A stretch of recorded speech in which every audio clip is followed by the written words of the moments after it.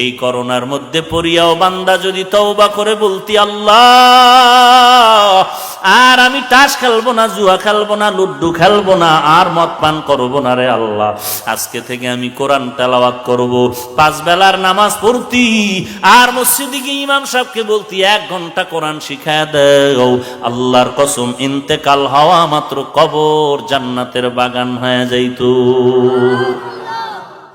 শুধু তাই না, এই করোনায় যাদের জীবন দুনিয়া থেকে চলে গেল, কত ভাই ভাই হারায় কাঁদে, কত সন্তান তার মা বাবা হারায় কান্না করে, কত স্ত্রী তার স্বামী হারায় কান্না করে, কত স্বামী স্ত্রী হারায় কান্না করে। এই করোনা এমন এক পরিস্থিতি আজ আমাদের সামনে দাঁড়ায় গেল, লাশ পড়ে আছে 2 দিন পর্যন্ত কেউ কাছে যায় না, বাবার লাশ পড়ে আছে ছেলে মেয়েরা কাছে যায় না, পুলিশে আইসা খবর পাইয়া এলাকার মানুষ কয় দুর্গন্ধ,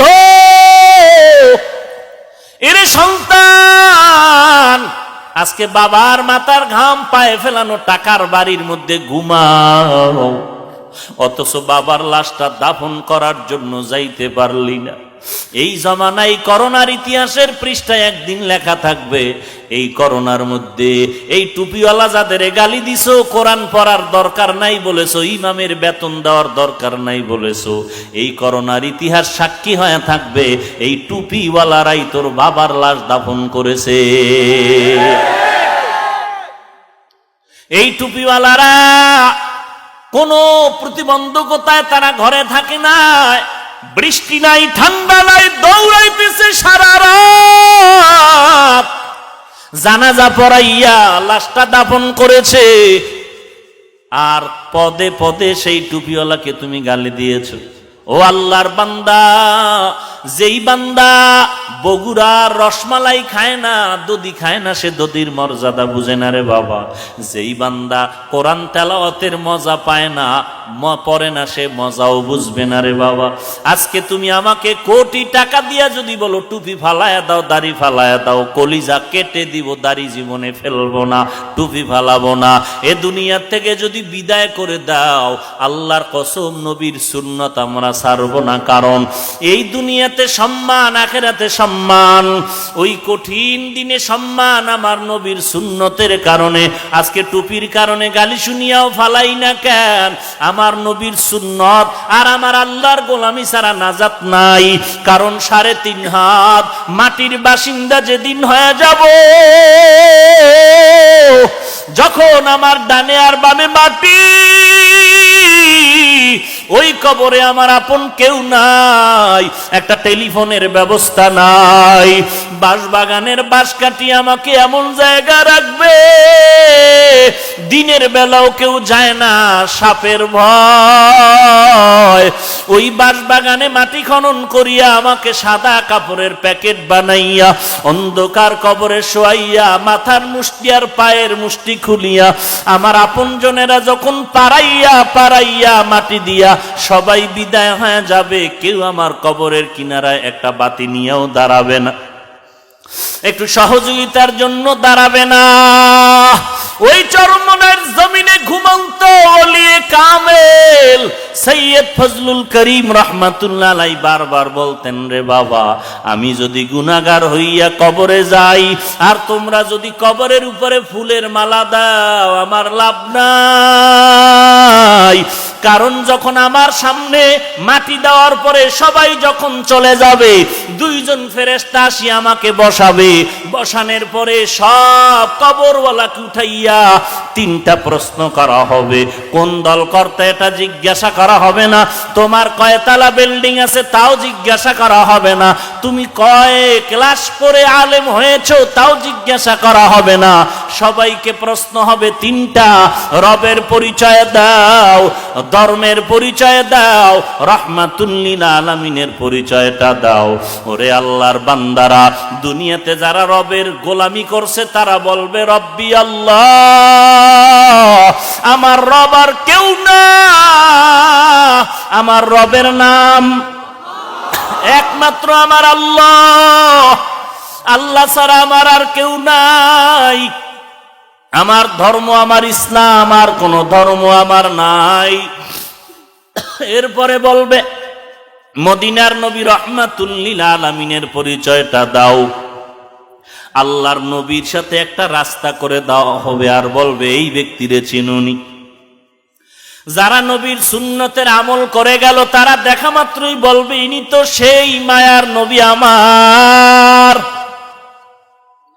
যেই নবীকে না দেখে নবীর আদর্শের টুপি পরলাম, দাড়ি রাখলাম, লম্বা জামা পরলাম, আল্লাহ পাক অর্ডার করবে জান্নাতের বিছানা কবরে বিছায়া দাও, জান্নাতের বাগান বানায় দাও। তখন আর 3.5 হাত কবর থাকবে না, অনেক বড় হয়ে যাবে ফুলের বাগান। বলে এটা কেমন করে সম্ভব? আল্লাহর কুদরতে অসম্ভবটাও সম্ভব। যেটা কোনোভাবে সম্ভব না আমার আল্লাহর দ্বারা সেটা সম্ভব। পক্ষান্তরে যখন প্রশ্ন করা হবে কোন বেনামাজি গুনাহগার কবরে যাবে, রবের পরিচয় দাও, ধর্মের পরিচয় দাও, রাহমাতুল লিল আলামিনের পরিচয় দাও, জবাব দিতে পারবে না, শুধু বলবে লা আদরি, আমি কিছুই জানি না। বড় আফসোস, আল্লাহ পাক তার জন্য অর্ডার করবেন জাহান্নামের বিছানা বিছায়া দাও, জাহান্নামের পোশাক পরায়া দাও। আল্লাহ কবরের মাটিকে প্রশ্ন করবেন আর বলবেন এরে কবরের মাটি, তোর গর্বে এখন আর কোন নেক আমলওয়ালা নাই। আমার এক নাফরমান বান্দা আমার দেয়া পানি, আমার দেয়া মাছ, আমার দেয়া সূর্যের আলো, চাঁদের আলো, আমার দেয়া নেয়ামত ভোগ করিয়া আমার বিরোধিতা করেছে, আমার নবীর সুন্নতের আমল করে নাই। ও কবরের মাটি, 2 পার্শ্ব থেকে একটা সজোরে চাপ দাও, কবরের মাটির চাপে পাজরের হাড় চুরমার হয়ে যাবে। এরে নবীর উম্মতের দল, আল্লাহর নবী বলেন ওই অন্ধকার কবরে 4 জিনিস মানুষের উপকার করবে, আযাব হবে না। 1 নাম্বার হবে আল্লাহর কোরআন। এই জন্য কোরআন পড়ে এখনো সময় আছে, 1 ঘন্টা সময় এশার নামাজের পরে বা ফজরের নামাজের পরে দাও, আল্লাহর কোরআন পড়ো। আর এই কোরআনের মাদ্রাসায় নিজের সন্তানটা পড়াও, সন্তানটারে কোরআনওয়ালা বানাও। নবীর 1 নাম্বার দায়িত্ব কোরআনের তেলাওয়াত। যেই ঘরে কোরআন তেলাওয়াত হয় ওই ঘরে রহমত বর্ষিত হয়, গজব আসতে পারে না। অতএব নবীর উম্মতের দল, আজকে থেকে তওবা করো, আর অপরাধ করব না।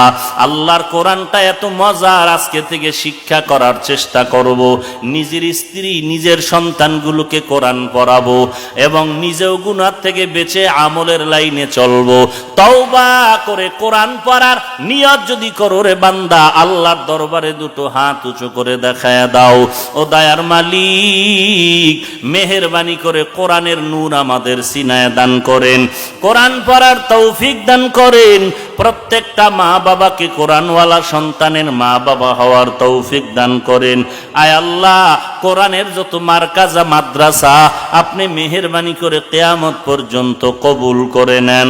আয় আল্লাহ, দ্বীনের যত মারকাজ আছে মসজিদ মাদ্রাসা কবুল করে নেন। আমাদের দিলের তামান্না কোরআনওয়ালা হতে চাই, কোরআনওয়ালা সন্তানের মা বাবা হতে চাই। আয় আল্লাহ, মেহেরবানি করে আমাদেরকে কবুল করে নেন, আমিন।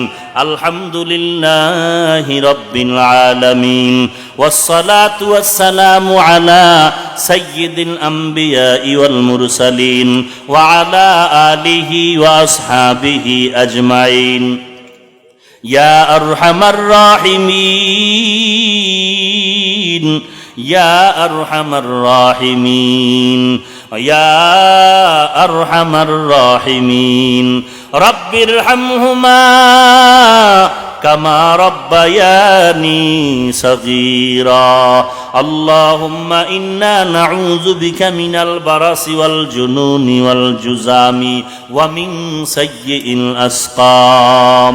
আয় আল্লাহ, কুদরতের নজর দিয়ে দেখেন সারা দুনিয়ার মানুষ মুসিবতে আক্রান্ত, এর মধ্যে আপনার বান্দারা কোরআনের বাগানে আসছে, মসজিদের মাঠে আসছে।